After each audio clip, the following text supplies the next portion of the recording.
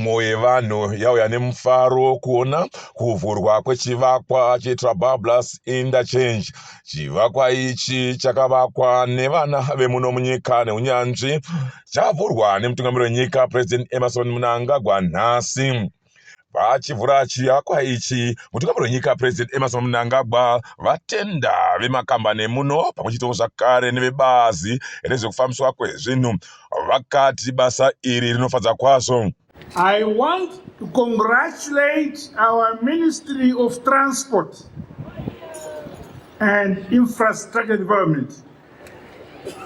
Vavaki vakavaka pano ndikuti kwavari makorokoto amhlope makaita basa rakanaka. Pakati pavo hapana kabva kumwe. Vose vakanzi svoto muno. Mutungamiri wenyika President Emmerson Mnangagwa avakurudzira vose zvavo vechikamu chekuvaka nekuvandudzwa nekubudirira kwenyika kuti vatore mucherechedzo kubasa riri kuitwa nebazi rezvekufambiswa kwezvinhu. I urge my ministries also, my departments, development agencies to work closely together kuti zvinhu zvedu zvibudirire. Hakuna vanonzi vanogona, hakuna vanonzi havagoni. Tese tinowana zvatisingagoni tigowana zvatinogona.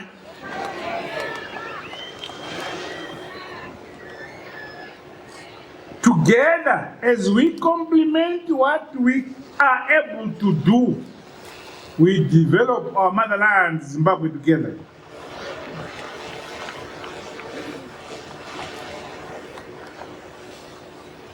Without doubt, this project is the ultimate culmination and robust ascension of the value of partnerships, because it includes state and non-state actor collaboration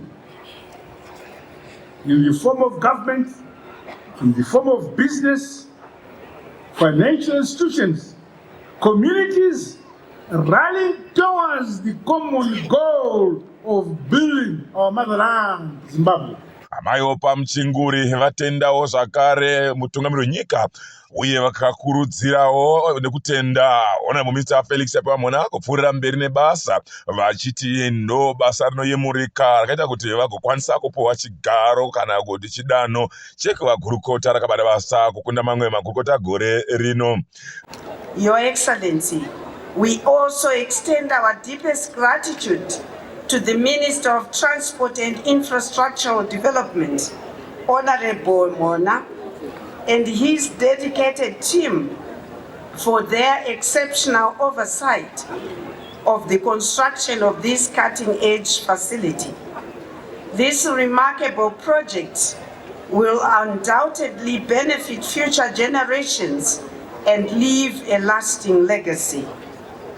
Honorable Minister, your exceptional performance over the years persuaded His Excellency the President to name you with merit the best performing Minister of the Year in 2024.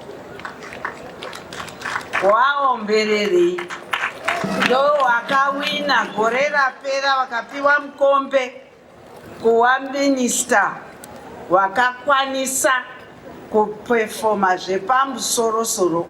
Honorable Minister Felix Yapamona varadza kufara kwazvo nekuparurwa kwechivakwa ichi. Vakatsanangura zvekutsanangura chaizvo vachisasa rurimi rwamai vachitenda mutungamiri wenyika President Emmerson Mnangagwa. Vanoremekedzwa mutungamiri wenyika ino Baba Emmerson Mnangagwa. Tinonzwa kuzvininipisa sebandiko reMinistry of Transport kune kereke yataimba tichiti taidzwa nepinyasha dzekunzi vana vaMwari, taidzwa nepinyasha dzekuva Ministry of Transport and Infrastructural Development. dai musirimi kwete nekuti makatisarudza asi kuti nehama zhinji vapenyu nevakapfuura makatakura magidi kunorwira nyika ino yeZimbabwe kuti isunungurwe. Ndoda kukutendai naizvozvo isu vamwe tainzwa nhoroondo yehondo taakukwanisa kumira pamberi pemachinda tichitaura kuda kwemabasa amakabata.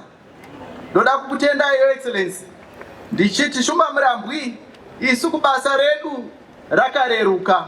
Sei ndichiti rakareruka? Nekuti tine muono wamakamisikidza nechekare. Imi munorota baba, isi tichironda tsoka dzenyu kushanda basa ramune mamisikidza. Makashungurudzika muri yenyu pachinzi pambudzi pano vanhu vaita maawa anosvika 2 kana 3. Chivakwa ichi chakavakwa chine mabhiriji akaita hochekoche 13 kwozoti 2 acho rimwe riri uko kuHoughton Park rimwewo pano padhuze apo panzvimbo inoyambuka Malinda.